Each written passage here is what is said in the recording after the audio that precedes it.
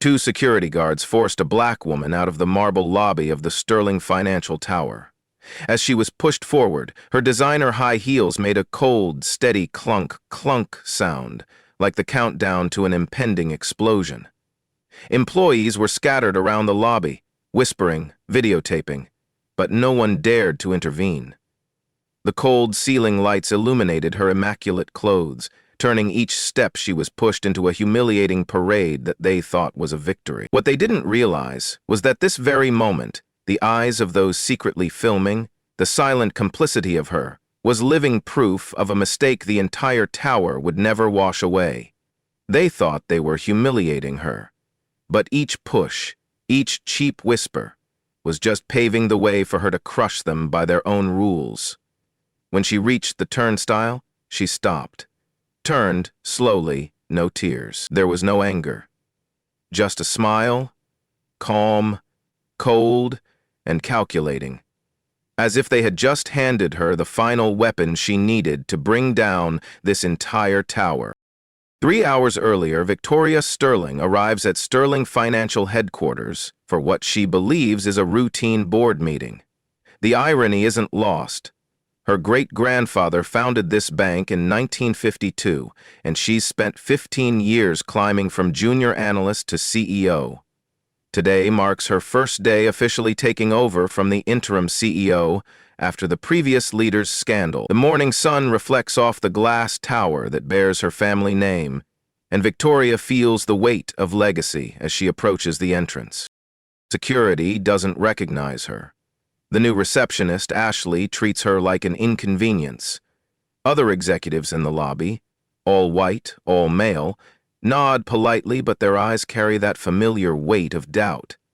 Victoria's assistant called in sick, so she's flying solo with just her briefcase and decades of preparation. She approaches the executive elevator, badge ready. The scanner flashes. Ashley calls security with theatrical concern, her voice carrying across the marble lobby like a dinner bell summoning sharks. There's a woman here claiming to be the CEO, but her badge isn't working. Victoria remains calm, explaining she's Victoria Sterling, that HR probably needs to update her access. The security guard, Derek, according to his nameplate, examines her like she's speaking a foreign language. "Ma'am, I'm going to need you to wait in the lobby while we sort this out." Victoria's jaw tightens imperceptibly. She's faced this skepticism before, but never in her own building. She calls HR. They're looking into it. She calls her assistant. Straight to voicemail. The board meeting starts in 20 minutes, and she's being treated like an intruder in the empire her family built. Fellow executives walk past without acknowledgement. Some she hired personally. Others owe their positions to her strategic recommendations. Not one stops to help or even make eye contact. The message is clear. She's on her own. The lobby fills with morning foot traffic, and Victoria realizes this isn't incompetence. This is orchestrated. Derek approaches with backup, another guard named Martinez. Victoria recognizes the choreography from years of navigating corporate America as a black woman.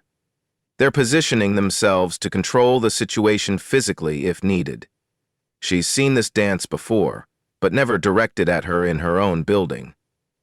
"Ma'am, we're going to need you to come with us to the security office." Victoria's voice remains level but firm, carrying the authority of someone accustomed to being heard. "I am Victoria Sterling, CEO of this bank. My board meeting starts in 15 minutes. I need access to the 42nd floor immediately." Ashley giggles, actually giggles, from behind the reception desk. She really thinks she's the CEO. Derek's radio crackles. Someone upstairs is asking about the situation in the lobby. Victoria realizes this isn't incompetence, it's coordinated. Someone wants her delayed, embarrassed, or worse. She tries a different approach, her tone becoming more businesslike. "Call Jonathan Marsh in legal. He'll verify my identity." But when Ashley dials, she's told Jonathan is unavailable. Same with CFO Williams. Same with head of operations Chen. Every executive she names is suddenly unreachable. The lobby fills with mid-morning foot traffic. Employees she's mentored, promoted, and trusted now watch her like she's street theater. Some record with phones. Victoria feels the familiar burn of public humiliation that successful black women learn to navigate, but this cuts deeper. This is her house. This is her legacy being trampled in real time. Look, Derek says, trying to sound reasonable while his hand rests on his radio. If you really are who you say, this will all get sorted out. But right now, you're disrupting business. Victoria looks around the lobby, at the portrait of her great-grandfather in the historical display, at the company values printed on marble walls that include respect and excellence, at the faces of people she thought she knew.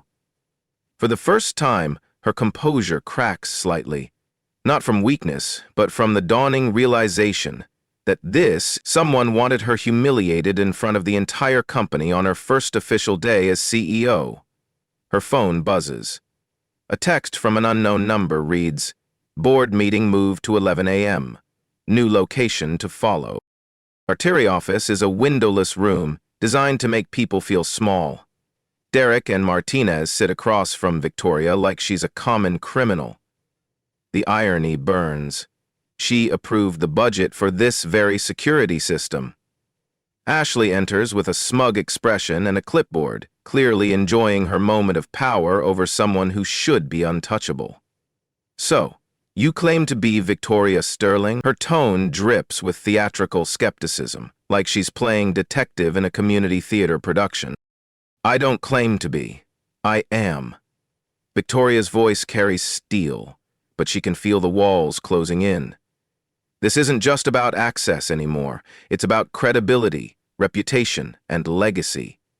"A funny thing," Ashley continues, consulting her clipboard like it contains state secrets. "We called the real Victoria Sterling's office. Her assistant says she's in meetings all day and definitely not here." Victoria's mind races. Her assistant Sarah called in sick, so who answered? Then it hits her like ice water. Someone's been planning this for weeks, maybe months. They have inside help, access to her schedule, her contacts, her very identity. "I'd like to see some identification," Derek says, extending his hand with practiced authority. Victoria hands over her driver's license, credit cards, business cards. Ashley examines each piece like it might spontaneously combust, turning them over in her hands with exaggerated scrutiny. These could be fake. Identity theft is a serious crime. The absurdity would be laughable if it weren't so calculated. They're not questioning her identity. They're creating a paper trail to justify what comes next. A knock on the door interrupts the charade. A junior executive Victoria hired last year, Marcus Webb, peeks in. For a moment, hope flickers in Victoria's chest. Marcus knows her personally. They've had dinner meetings, strategic discussions, personal conversations about his career development. "Everything okay in here?" he asks Derek, not Victoria, his eyes avoiding hers entirely. "We have a situation with someone impersonating Miss Sterling," Derek explains, his voice carrying the weight of official procedure. Marcus looks directly at Victoria, and she sees the moment he makes his choice. The betrayal hits before he even speaks. "I've never seen this woman before," he lies smoothly, his voice carrying just the right amount of concern. "You should probably call the police." The betrayal hits harder than Derek's hand on her shoulder. These aren't strangers making an honest mistake. These are people she trusted, people she promoted, people she considered allies. They're actively participating in her destruction, and the coordination is becoming impossible to ignore. Ashley's phone rings. She answers with theatrical surprise, her performance worthy of a daytime soap opera. "Oh my, yes, I'll tell them right away." She hangs up, addressing Derek with practiced urgency. "That was the real Ms. Sterling's security team. They're concerned about an impersonator in the building. They're requesting immediate removal." Victoria realizes the genius of the setup. They're not just humiliating her. They're creating justification for physical removal that will be captured on security cameras, posted online, and used to destroy her credibility permanently. "Ma'am, I'm going to need you to come with us," Derek says, standing with the authority of someone following protocol. "Where are you taking me?" Victoria asks, though she already knows the answer. "Out of the building. You're trespassing on private property." Victoria stands slowly, her mind shifting from defense to offense. They want to make her a victim? Fine. Let them document every second of their illegal actions. Let them create evidence of their conspiracy. Let them hand her the ammunition she'll need to destroy them all. But as they escort her toward the lobby, past employees holding phones, past security cameras recording everything, past the portrait of her great-grandfather who built this institution with his bare hands, Victoria makes a silent promise. This isn't the end of her story. It's the beginning of theirs. And outside Sterling Financial Tower, Victoria stands on the sidewalk where they dumped her, but she's no longer the confused executive from an hour ago. She's a predator who just realized she's been hunting in someone else's trap. The cool morning air hits her face as she processes what just happened, not with shock, but with the calculating clarity of someone who's been preparing for war longer than her enemies realized. Vanished. The person she spotted in the lobby was James Crawford, her private investigator, disguised as a janitor. His presence means only one thing. The contingency plan she set in motion months ago is already active. Victoria walks 3 blocks to a coffee shop, orders a black coffee she doesn't want, and sits by the window with a clear view of the bank. Her phone has been buzzing non-stop with news alerts that make her stomach turn. Sterling Financial CEO, missing from board meeting. Impersonator disrupts major bank. Sterling Financial stock drops on leadership confusion. The headlines paint her as either a fraud or a victim, but Victoria Sterling has never been either. She speed dials a number she memorized but hoped never to use. Crawford. His voice is professional, measured. Phase 3.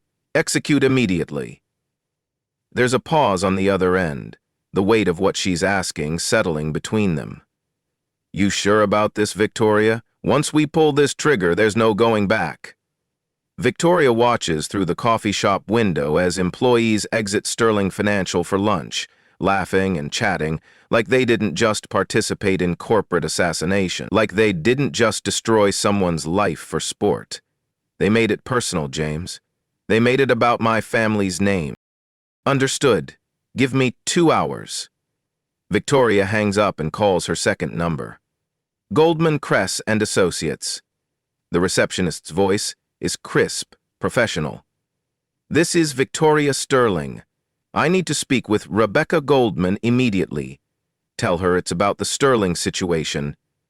While she waits, Victoria opens her laptop and begins documenting everything with the precision of someone who's been preparing for this moment. Names, faces, exact quotes, timeline. Derek's sneer. Ashley's giggles. Marcus's calculated betrayal. She screenshots the news articles, saves the posts already circulating with hashtags that make her blood boil. Her phone rings. "Victoria, what the hell is happening? The news is saying you're missing?" Rebecca Goldman's voice carries the urgency of someone who's handled corporate warfare for 3 decades. "Rebecca, I need you to listen carefully. I'm about to take down half the Sterling Financial Board and several executives for conspiracy, fraud, and civil rights violations. I need legal backup within the hour." There's a sharp intake of breath on the other end. "Jesus Christ, what did they do?" Victoria looks at her reflection in the coffee shop window. Her makeup is still perfect, her suit unwrinkled, her posture straight. She looks exactly like what she is. A successful CEO who just survived an attempted corporate coup and is about to demonstrate why that was the worst mistake her enemies ever made. They forgot who I am. More importantly, they forgot who I know. She hangs up and makes her third call. "Senator Williams' office." The voice that answers is young, eager. "This is Victoria Sterling. Tell the senator his goddaughter needs a favor." And tell him it involves the banking discrimination case he's been looking for. 3 calls. 3 nuclear weapons armed and ready. But Victoria has one more card to play. The one her great-grandfather taught her to keep hidden until the very last moment. She pulls out a different phone, one that's been silent in her purse for months, and dials a number with a Swiss country code. The voice that answers speaks in accented English, formal and precise. "Miss Sterling, we've been waiting for your call." Back at Sterling Financial, the board meeting proceeds without its CEO.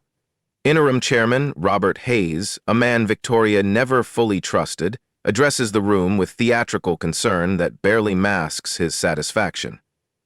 "Ladies and gentlemen, we have a situation. There was an incident this morning involving someone impersonating Ms. Sterling.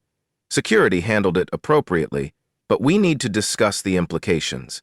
The 12 board members shift uncomfortably in their leather chairs. Half of them owe their positions to Victoria's recommendations. The other half represent old money that never fully accepted her leadership, despite her track record of doubled profits and industry awards. Board member Catherine Morrison, Victoria's longtime ally, speaks up with growing concern.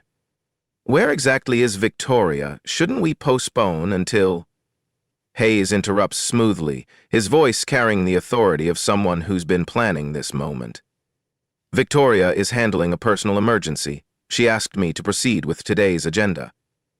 Morrison's eyes narrow. She's known Victoria for 8 years and has her personal number. No emergency would keep Victoria from this meeting without direct communication.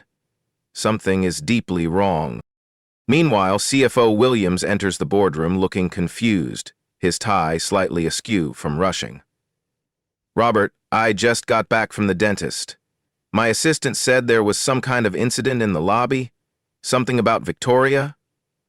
Hayes' confidence flickers for just a moment. "Williams wasn't supposed to be here. The dental appointment was supposed to run long, keeping another ally away from the meeting. David, glad you could join us. Just a security matter, nothing that affects our business." But Williams pulls out his phone and shows Hayes the news alerts that are spreading across financial media like wildfire. "Robert, this says Victoria was removed from the building as an impersonator. That makes no sense. I had dinner with her yesterday. We discussed today's meeting in detail." The room erupts in confused murmurs. Morrison demands answers with increasing volume. Others check their phones and see the posts spreading online. Security footage is already leaking, Victoria being escorted out like a criminal from her own building. Hayes tries to regain control of the narrative, his voice taking on a patronizing tone. "There's obviously been some miscommunication. The important thing is that we handle this professionally and protect the bank's reputation." But Morrison is already dialing Victoria's number with shaking fingers. It goes straight to voicemail. Victoria's turned it off deliberately. She dials Victoria's assistant Sarah, who confirms she called in sick and never spoke to security about any meetings. The pieces click together in Morrison's mind like puzzle pieces forming a nightmare picture. This wasn't a mistake. It was a coup. Her phone buzzes with a text from an unknown number that makes her blood run cold. "Boardroom is bugged. Hayes is not who you think he is." Victoria sits in the back of a black sedan driven by James Crawford, watching Sterling Financial Tower grow smaller in the rear window, like a bad memory that's about to become someone else's nightmare. Her laptop is open, connected to secure servers that most people don't know exist, displaying financial records that would make a federal prosecutor weep with joy. "Crawford, I need you to understand something. What happened today wasn't spontaneous. Hayes has been planning this for months, maybe longer." Crawford adjusts the rearview mirror, his eyes meeting hers with professional understanding. "We suspected as much. The forensic audit you requested found some interesting financial patterns. Hayes has been moving money through shell companies registered in the Caymans." Victoria's fingers fly across the keyboard, pulling up documents that make her stomach turn with disgust and her mind burn with strategic fury. He's not just stealing from the bank. He's been systematically undermining my initiatives, sabotaging deals, creating justification for my removal. Her phone buzzes with an encrypted message from Rebecca Goldman that brings the first smile to her face all day. Legal team assembled. Senator Williams is personally involved. We have federal attention on this. But Victoria's attention is captured by something else. A real-time feed from the Sterling Financial boardroom, courtesy of security cameras that Crawford hacked months ago as a precaution. She watches Hayes address the board, spinning lies about her competence, her mental state, her fitness for leadership with the skill of a practiced manipulator. She watches Morrison challenge him with increasing desperation, watches Williams demand answers with growing confusion, watches other board members choose sides in real time like politicians sensing which way the wind is blowing. "He's good," Crawford admits, observing Hayes on screen with professional appreciation. But he made one critical mistake. Victoria looks up from her laptop, her eyes sharp as broken glass. "What's that?" Crawford's smile is predatory. "He assumed you'd stay down." Victoria's phone rings, the Swiss number calling back with news that will change everything. "Miss Sterling, we've reviewed your documentation. The consortium is prepared to proceed immediately. Are you certain about the timeline?" Victoria looks at her watch. 2:47 p.m. Hayes thinks he has won. The board thinks she's in crisis. The media thinks she's missing.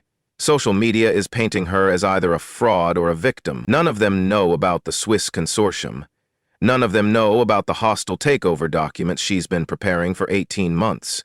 None of them know that Victoria Sterling didn't just inherit her great-grandfather's bank, she inherited his shark instincts.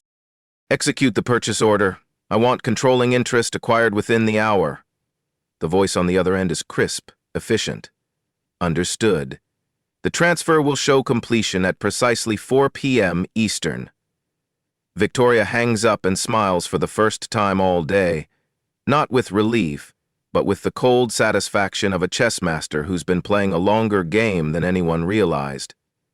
Crawford meets her eyes in the rear view. "Crawford, take me back to Sterling Financial. It's time to go home." At 3:30 p.m., Hayes feels confident enough to call a press conference in the very lobby where Victoria was humiliated hours earlier.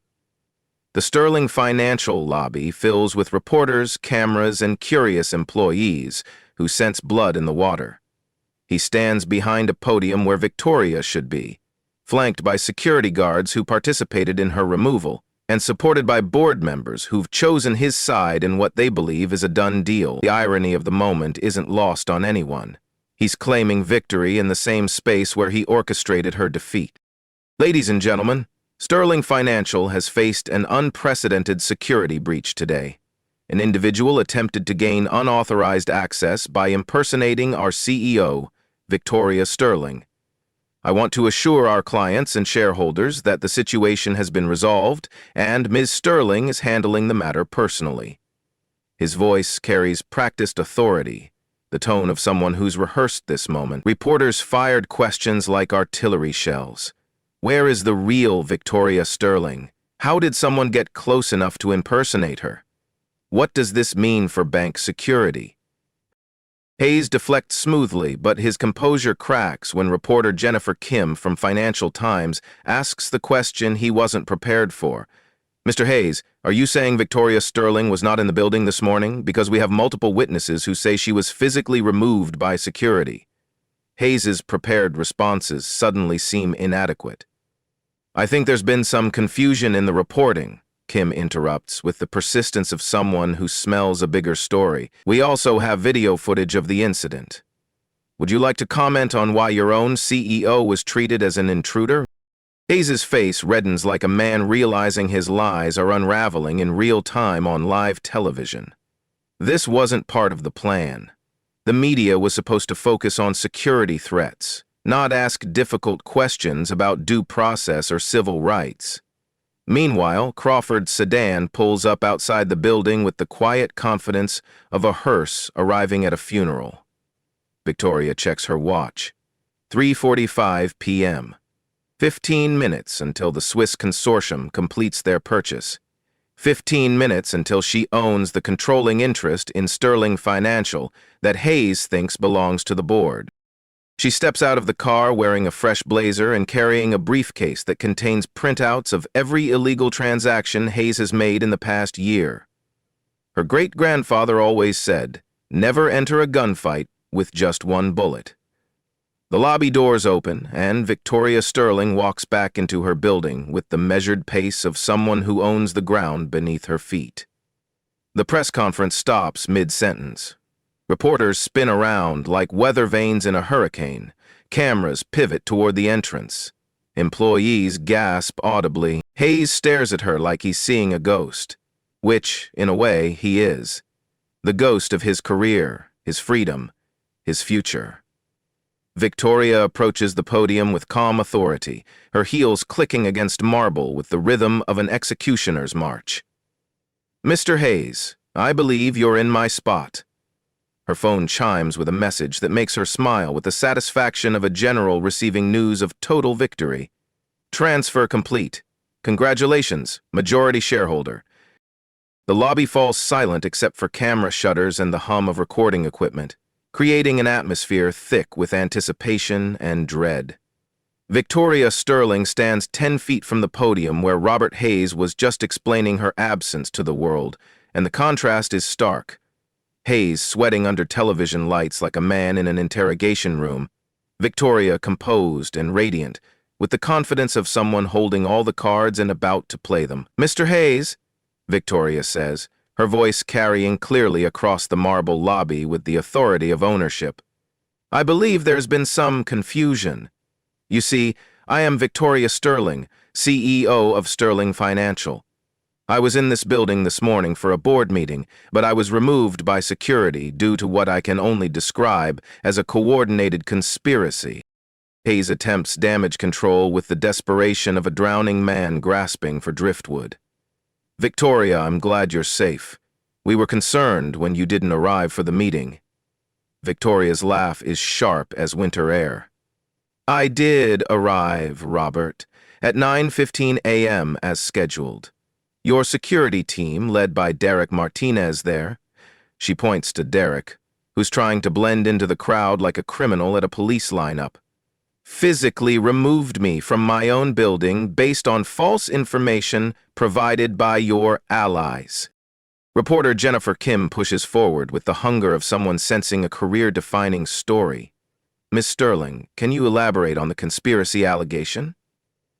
Victoria opens her briefcase with theatrical precision and removes a thick folder that might as well be a smoking gun. "Over the past 18 months, certain board members and executives have been systematically undermining my leadership while embezzling funds through shell companies. Today's incident wasn't incompetence. It was the final phase of a corporate coup designed to remove me and install Robert Hayes as permanent CEO. He holds up documents for the cameras like a prosecutor presenting evidence to a jury. These are financial records showing unauthorized transfers totaling $47 million.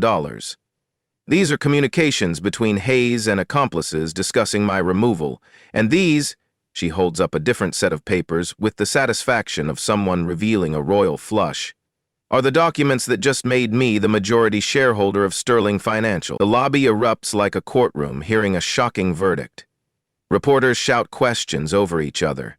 Board member Morrison pushes through the crowd toward Victoria, relief evident on her face, like someone seeing sunlight after a long imprisonment. Hayes backs away from the podium, his face draining of color like blood from a corpse. "At 4 p.m. today," Victoria continues, checking her watch with perfect timing. 3 minutes ago, actually, a consortium I've been working with for over a year completed the purchase of 51% of Sterling Financial's outstanding shares. I am no longer just the CEO appointed by this board. I am the owner of this institution." Hayes finds his voice, though it cracks like a teenager's. "That's impossible. Those shares were held by investors who were tired of watching their returns diminish while you lined your pockets, Robert. Did you really think I spent 15 years building this company without making allies? Without preparing for exactly this kind of betrayal?" Victoria's voice carries the weight of generations, the accumulated wisdom of a family that built empires from nothing. CFO Williams steps forward, his face a mix of admiration and shock that someone could orchestrate such a complete reversal. Victoria, the Swiss consortium, that was you? My great-grandfather didn't just teach me about banking, David. He taught me about war, and the first rule of war is never let your enemy know your true strength until it's too late for them to respond. Victoria turns to address the cameras directly, her voice taking on the cadence of someone delivering a closing argument. Ladies and gentlemen, what you witnessed here today is unfortunately common in corporate America. Successful women, particularly women of color, face constant challenges to their authority and competence. But what's uncommon is having the resources and preparation to fight back effectively. She signals to Crawford, who steps forward with a second briefcase, like a general's aide bringing ammunition to the battlefield. These documents detail every illegal action taken by Hayes and his conspirators, including civil rights violations, financial fraud, and conspiracy to commit corporate theft. My legal team is filing charges within the hour. Hayes attempts one last desperate play, his voice rising with panic. You can't prove any of this. It's her word against... Victoria interrupts with the finality of a judge delivering a death sentence. Against recorded conversations, against financial records audited by 3 independent firms, against testimony from the private investigator who's been documenting your activities for 6 months.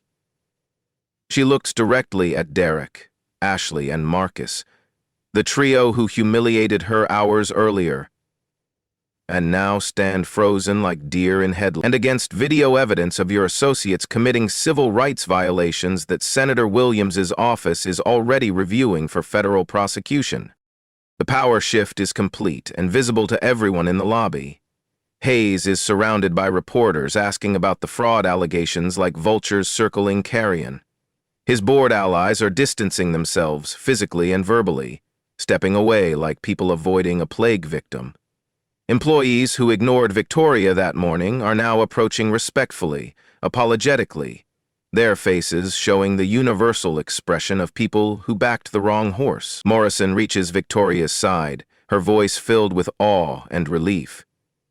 My God, Victoria, how long have you been planning this? Victoria's smile carries the satisfaction of a master strategist whose long game has finally paid off. Since the day I took over as CEO and realized someone was working against me from inside.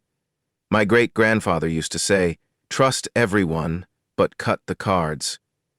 I trusted you all, but I've been cutting the cards for 18 months. She looks at her watch one final time, her expression shifting from satisfaction to business. Now, shall we discuss Mr. Hayes' immediate termination and criminal prosecution? The Sterling Financial Boardroom at 5 p.m. looks nothing like the morning's conspiracy meeting.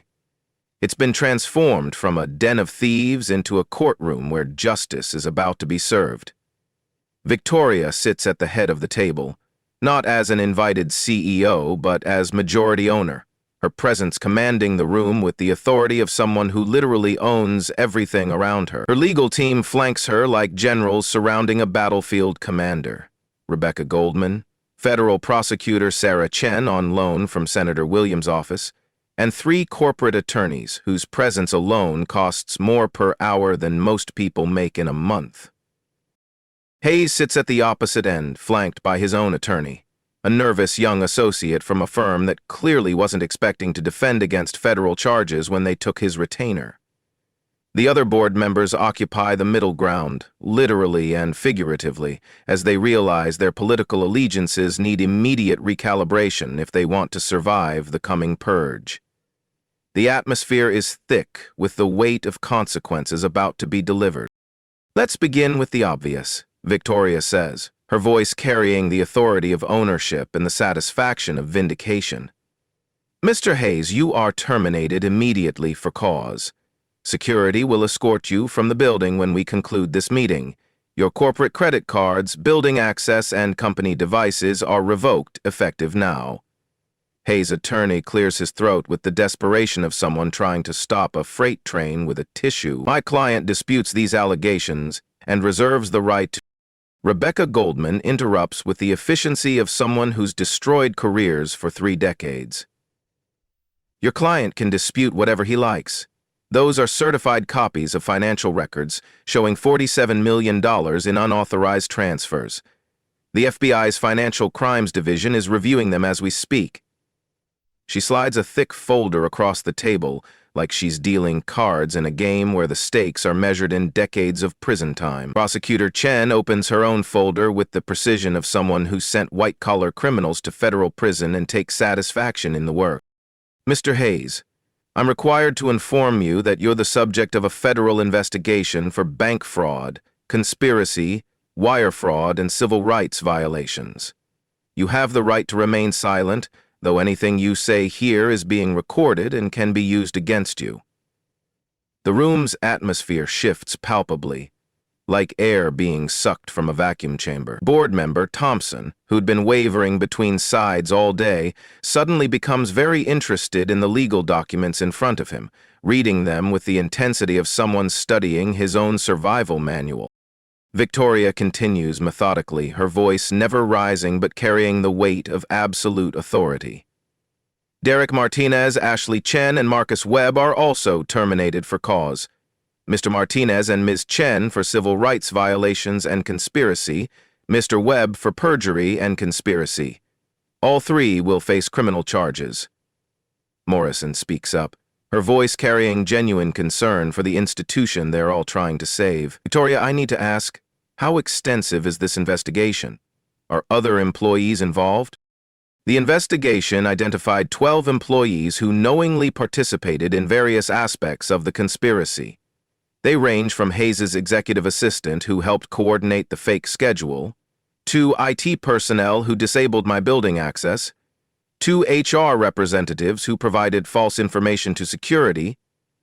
Victoria slides another document across the table, with the satisfaction of someone presenting a complete case. However, the investigation also identified 127 employees who were approached to participate and refused. They'll be receiving commendations and, in many cases, promotions to fill the positions we're about to have vacant. CFO Williams shakes his head in amazement, his voice filled with professional admiration for the scope of the operation. Victoria, the scope of this? How did you even know to look for it? Victoria's expression becomes almost educational, like a professor explaining a complex theorem to students. David, successful women in corporate America develop survival instincts. When small things start going wrong consistently, meetings moved without notice, key personnel unavailable when needed, subtle undermining of decisions, you learn to investigate rather than assume incompetence. Victoria pulls up a presentation on the conference room screen, displaying a web of connections that looks like something from a crime thriller. 18 months ago, I hired Crawford Investigations to conduct what I called an organizational health audit. What we found was a systematic campaign to undermine my authority and prepare for my removal. The slides show financial flows, communication patterns, and timeline correlations that paint a picture of meticulous conspiracy. Hayes' face grows paler with each revelation, like a man watching his life dissolve in real time. The beauty of your plan, Robert, was its subtlety. Death by 1,000 cuts. Undermine confidence gradually, create justification for change, then manufacture a crisis that makes removal seem necessary. It might have worked against someone else. Victoria's voice carries a note of professional appreciation for the complexity of the scheme, like a chess master acknowledging a worthy opponent's strategy. Attorney Goldman takes over with the precision of someone delivering a closing argument. Mr. Hayes attempted to replicate a strategy that's been used successfully against other executives, particularly women and minorities. The difference here is that Ms. Sterling was prepared for exactly this type of attack. Chen adds, with the authority of federal law enforcement, the civil rights component makes this particularly serious. Using race-based assumptions about credibility and authority to facilitate fraud adds federal hate crime enhancements to the charges. Hayes finally speaks, his voice barely above a whisper, like a man confessing sins he knows will damn him. This is all a misunderstanding. The security incident was... Victoria's voice cuts like glass through his desperate attempt at explanation. Was what, Robert? A mistake? Your assistant provided false information about my schedule. Your IT team disabled my access. Your security team followed a script that required them to ignore obvious evidence of my identity. Your board allies pretended not to know me personally. This wasn't a series of coincidences. It was an orchestrated performance. She stands and walks to the window overlooking the city, her silhouette framed against the skyline like a general surveying conquered territory. But here's what you didn't understand about me, Robert. My great-grandfather built this bank after being rejected by every white-owned financial institution in the state. He taught me that in America, successful black people don't get to be unprepared. We don't get to trust without verification. We don't get to assume good intention. Victoria turns back to face the room, her expression carrying the weight of generations who fought similar battles. So while you were planning my destruction, I was planning my protection. The Swiss consortium isn't new money, Robert. It's family money. Assets my great-grandfather placed in trust decades ago as protection against exactly this scenario. The revelation hits like a physical blow to everyone in the room. Hayes had been planning to steal a bank that was never his to take, had never been anyone's but the Sterling family's to lose.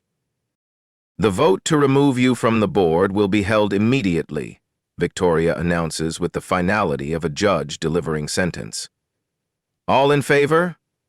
Every hand raises except Hayes, who sits, frozen, like a man watching his own execution. Motion carried unanimously. Mr. Hayes, you are no longer a member of this board, an employee of this company, or welcome in this building. Security enters on cue.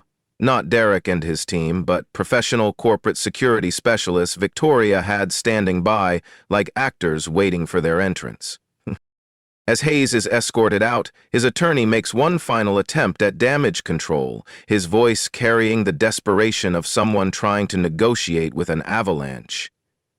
Miss Sterling, my client is prepared to discuss a settlement that avoids criminal prosecution. Victoria's smile is sharp as a blade, carrying the satisfaction of someone who's waited 18 months for this moment. Counselor, your client had the opportunity to avoid criminal prosecution when he chose not to commit crimes. That opportunity has passed.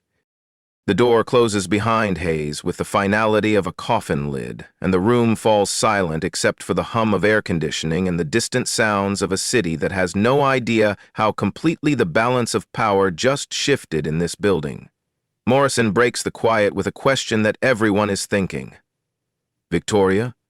What happens now? Victoria looks around the table at the remaining board members, her expression shifting from prosecutor to leader. Now we rebuild. We clean house. We implement new oversight systems. And we make Sterling Financial the kind of institution my great-grandfather would be proud of. One where competence and character matter more than connections and conspiracy. She looks around the table at the remaining board members, her voice taking on the tone of someone offering both opportunity and warning. Anyone who wishes to resign rather than participate in this rebuilding is free to do so. Anyone who stays commits to the highest standards of integrity and accountability. No one moves toward the door. The message is clear. They're all in, whether from loyalty, fear, or simple recognition that Victoria Sterling just demonstrated why crossing her is the worst decision anyone could make. 6 weeks later, the federal courthouse downtown hosts what media has dubbed the Sterling conspiracy trial, and the scene inside courtroom 7 looks like something from a legal thriller. Robert Hayes sits at the defendant's table, looking like a man who aged 5 years and 42 days, his expensive suits replaced by off-the-rack clothing, his confident demeanor replaced by the hollow stare of someone watching their life disintegrate in real time. Victoria enters the courtroom with quiet dignity, taking her seat in the gallery behind the prosecution table.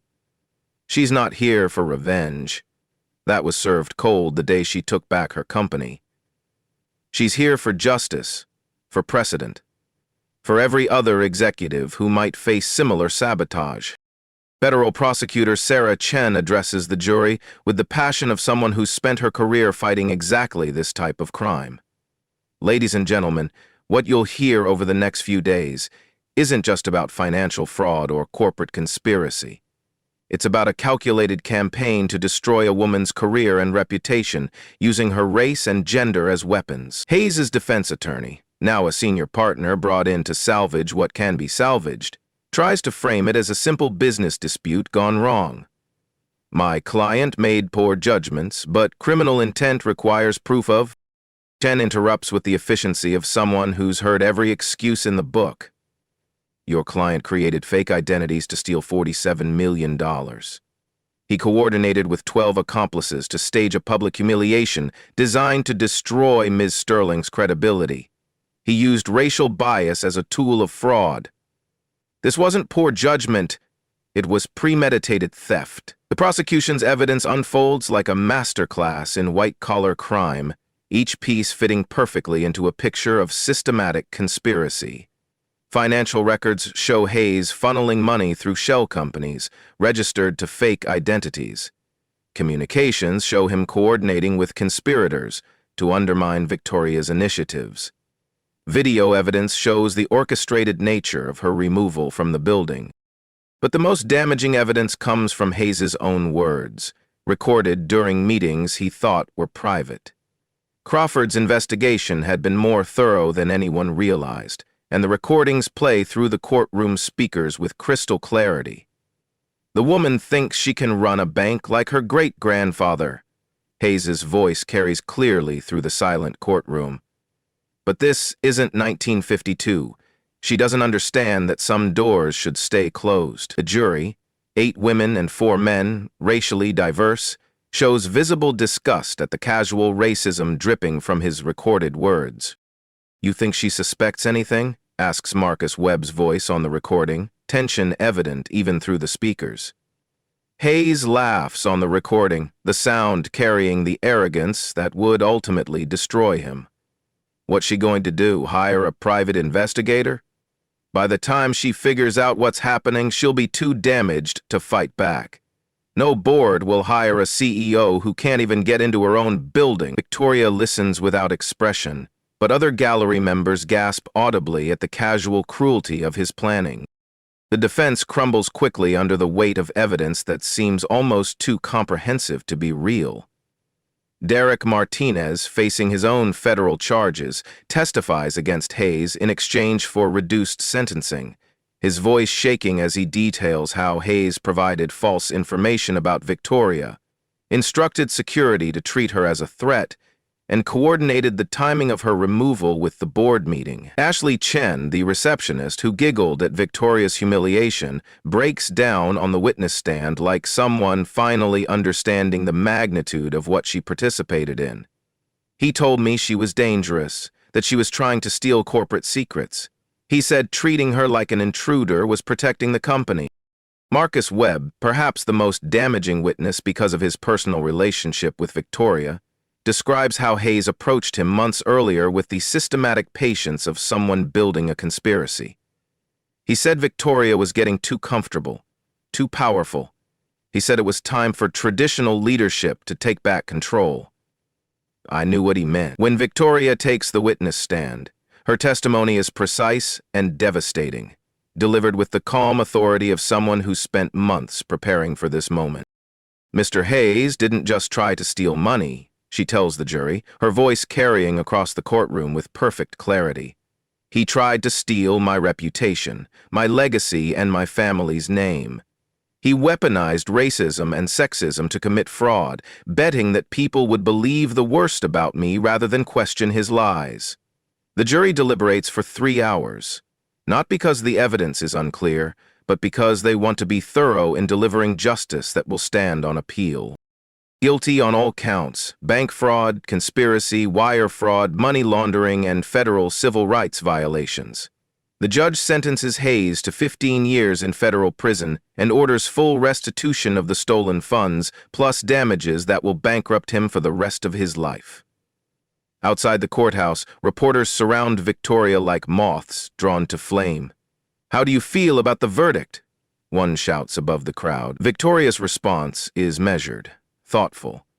Justice isn't about feeling, it's about precedent. Today's verdict sends a message that using prejudice as a tool of fraud carries serious consequences. Another reporter pushes forward. "What's next for Sterling Financial?" Victoria smiles. The first genuine smile she's shown in weeks, carrying the satisfaction of someone who's built something better from the ashes of betrayal. "We're building something better," a reporter shouts from the back of the crowd. "Ms. Sterling, what would you say to other executives facing similar challenges?" Victoria pauses, considering the weight of her words and the people who might need to hear them. 9 months after the Sterling conspiracy trial, Victoria stands before the Senate Banking Committee in Washington, D.C., the marble columns and formal atmosphere lending gravity to what's being called the most important corporate accountability hearing in decades. Senator Williams, her godfather, chairs the hearing, titled Corporate Accountability and Civil Rights in Financial Services, but his tone is formal, professional. This isn't about family connections, but about national policy. The hearing room is packed with executives, activists, journalists, and law students studying what's being called the Sterling Standard. "Ms. Sterling," Senator Williams begins formally, his voice carrying the weight of constitutional authority, "your experience has highlighted systemic vulnerabilities in corporate governance. Can you explain the reforms Sterling Financial has implemented?" Victoria adjusts her microphone with the precision of someone who's testified before Congress and understands the importance of every word being clearly recorded. "Senator, we've instituted what we call the Transparency Protocol. Every executive decision affecting personnel must be documented and reviewed by an independent oversight committee that includes employee representatives, external auditors, and civil rights advocates." She pulls up a presentation showing Sterling Financial's new organizational structure, each level designed to prevent the kind of conspiracy that nearly destroyed her. "We've also implemented mandatory bias training, not just for HR, but for all employees with supervisory responsibilities. Security protocols now require multiple levels of verification before any executive can be removed from company premises." Senator Rodriguez from Texas leans forward, his expression skeptical of regulations that might burden business. "These measures seem extensive. Do they impact operational efficiency?" Victoria's response carries the confidence of someone whose reforms have been tested in the real world. "Senator, preventing conspiracy is more efficient than recovering from it. Our productivity has increased 23% since implementation, because employees feel safer reporting concerns without fear of retaliation." The committee reviews data showing that Sterling Financial's reforms have been voluntarily adopted by 47 other financial institutions. Victoria's Sterling Standard Certification Program has become an industry benchmark for corporate accountability, proof that good governance is also good business. Banking industry representative James Morrison testifies next, his tone carrying the defensive wariness of someone representing institutions that don't want federal oversight. "While we appreciate Ms. Sterling's innovations, we're concerned about regulatory overreach. Not every personnel issue requires federal oversight." Victoria responds with the patience of someone who's heard every excuse for maintaining broken systems. "Mr. Morrison, what happened to me wasn't a personnel issue. It was organized crime disguised as corporate governance. The difference matters." The hearing reveals broader implications of the Sterling case that extend far beyond one bank's internal politics. The Department of Justice has opened investigations into similar conspiracies at 6 other major corporations. The EEOC has received 347 complaints citing Sterling pattern, discrimination, coordinated campaigns using identity-based bias to facilitate other crimes. Civil rights attorney David Chen testifies about the legal precedent the case established. The Sterling case created new legal precedent.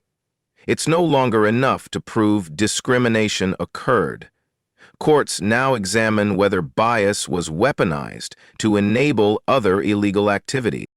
Victoria addresses the committee's final question about systemic change with the authority of someone who's transformed crisis into opportunity. Senators. Individual accountability is necessary but insufficient. We need structural reforms that make conspiracy harder to orchestrate and easier to detect. She outlines her 5-point reform agenda that's being studied by policymakers worldwide.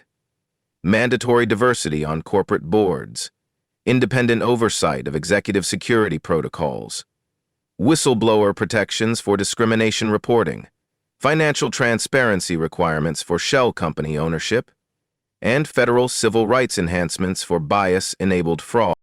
The committee votes 12-2 to advance the Sterling Financial Accountability Act, requiring all federally regulated financial institutions to implement transparency protocols and independent oversight mechanisms. After the hearing, Victoria speaks to reporters with the satisfaction of someone who's turned personal injustice into systemic progress. Change isn't just about punishing bad actors. It's about creating systems that make bad actors harder to execute and easier to catch. A young black woman approaches with the hesitation of someone seeking advice from a hero. "Ms. Sterling, I'm starting my career in banking. What advice do you have?" Victoria's answer is immediate, carrying the wisdom earned through struggle and victory. Document everything. Trust your instincts. Build alliances before you need them. And remember, the people trying to limit you are counting on you to limit yourself. The executive nods, understanding dawning in her eyes like someone receiving a roadmap for survival and success. 2 years later, Victoria Sterling stands in the renovated lobby of Sterling Financial Tower, watching the morning rush of employees who move with different energy than they did before the conspiracy was exposed.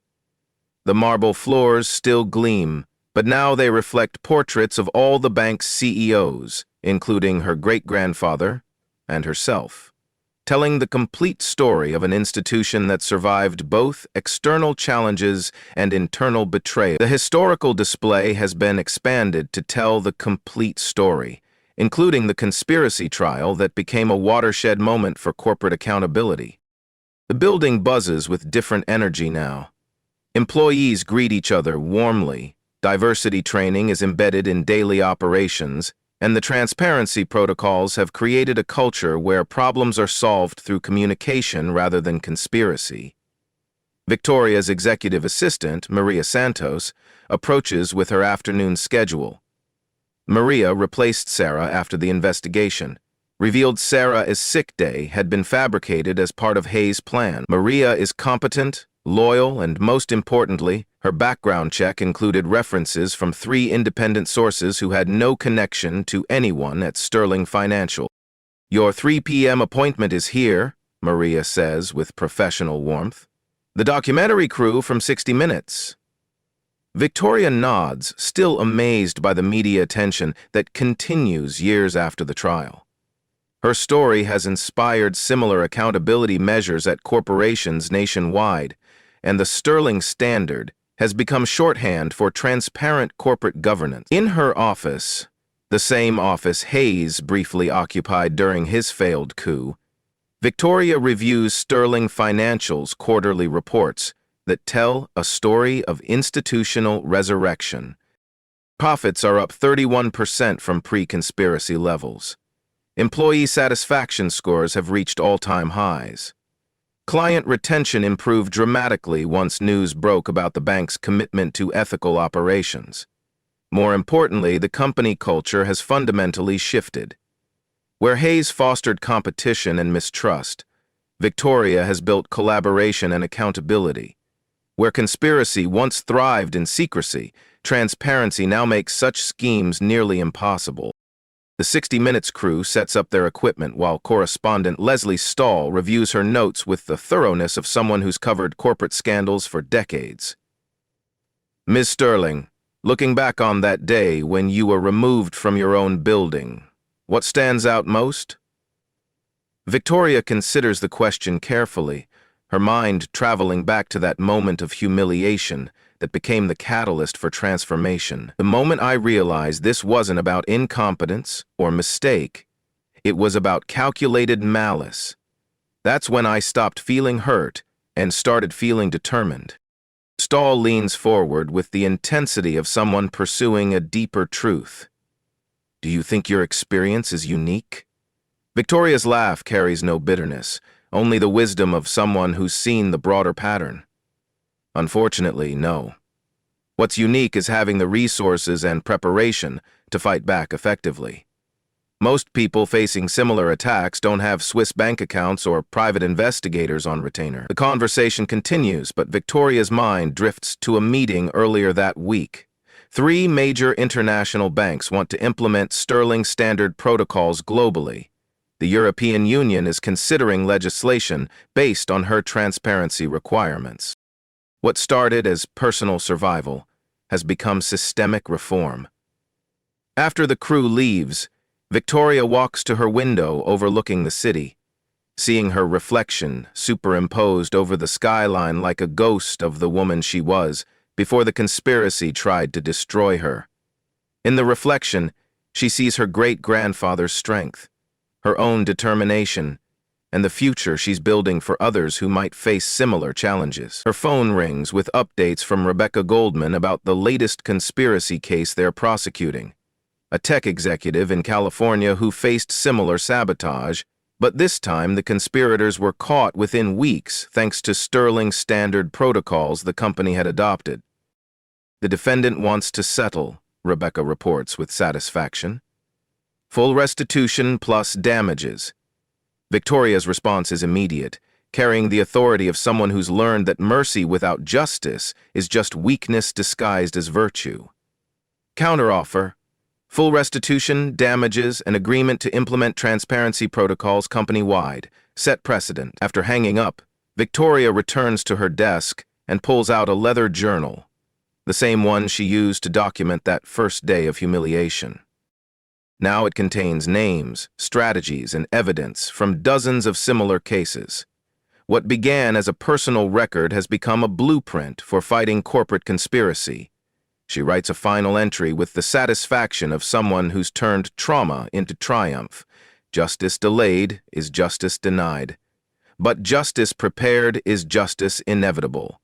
The words carry the weight of experience, the wisdom of someone who learned that the best revenge is building something better from the ashes of betrayal. Victoria Sterling stands at the podium of the National Business Leadership Conference, addressing 2,000 executives from across the country in a convention center that represents the heart of American business culture. The auditorium is silent as she reaches the conclusion of her keynote address, her voice carrying the authority of someone who's not just survived corporate warfare, but emerged stronger and wiser. The question isn't whether you'll face challenges to your authority, she says, her voice carrying clearly to the back rows, where young executives lean forward to catch every word. The question is whether you'll be prepared when those challenges come. She clicks to her final slide. A photo of Sterling Financial Tower with the words, "Justice prepared is justice inevitable," overlaid in bold letters that capture the essence of her journey from victim to victor. Some of you will leave here today and forget this story by next week. Others will treat it as entertainment, a satisfying tale of comeuppance that makes you feel better about corporate injustice. But some of you will understand the real message. Systematic preparation beats spontaneous resistance every single time. The audience leans forward as Victoria's tone shifts from inspirational to instructional, her voice taking on the cadence of someone teaching survival skills. Document everything, build alliances before you need them, create transparency where others thrive in shadows, and never, ever let anyone convince you that fighting back makes you the problem. She pauses, scanning the diverse faces looking up at her. Executives who see their own potential futures in her story, understanding that corporate conspiracy isn't just about one woman's experience, but about systematic patterns that affect anyone who threatens established power structures. What happened to me wasn't unique. Corporate conspiracy, bias-enabled fraud, coordinated sabotage, these happen every day in boardrooms across America. What was unique was my preparation level. Most of you won't have Swiss bank accounts or family trusts to fall back on. But all of you can have documentation, legal preparation, and strategic thinking. Victoria clicks to her contact information, her voice taking on the urgency of someone who's seen too many careers destroyed by unprepared victims. The Sterling Foundation provides resources for executives facing discrimination-based attacks. We've helped over 200 cases in 2 years. We're expanding internationally next month. The applause is thunderous, but Victoria raises her hand for silence with the authority of someone who has something more important to say than pleasantries. Before you applaud, ask yourself, what are you prepared to do? Because somewhere in this audience, someone is planning the next conspiracy, and somewhere else, someone is about to become its target. She gathers her materials and delivers her final words with the weight of prophecy. The choice is yours. You can hope it won't happen to you, or you can ensure you're ready when it does. Hope is not a strategy. Preparation. As Victoria exits the stage, audience members swarm toward the Sterling Foundation information tables like people seeking life preservers. Business cards are exchanged, contact information recorded, strategic alliances formed in real time by people who understand they've just received a roadmap for survival in corporate America. A young executive approaches with the hesitation of someone seeking help from a legend. Miss Sterling, I think my current situation might qualify for foundation assistance. How do I know if I'm being targeted? Victoria's answer is immediate, carrying the wisdom of someone who's learned to recognize the early warning signs of corporate conspiracy. Trust your instincts. If small problems keep happening in patterns, if key people become unavailable when you need them, if your authority is questioned in ways that wouldn't happen to others, start documenting immediately. The executive nods, understanding dawning in her eyes like someone finally seeing a pattern that was always there.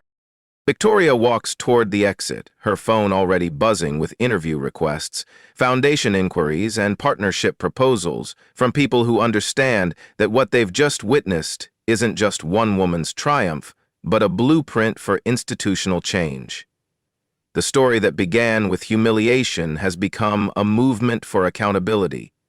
Proof that sometimes the best way to change the world is to refuse to let the world change you.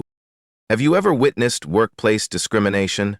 Share your story in the comments, and if this resonated with you, hit that subscribe button, because we're building a community of people who refuse to stay silent when justice calls. Where are you watching from? Let us know.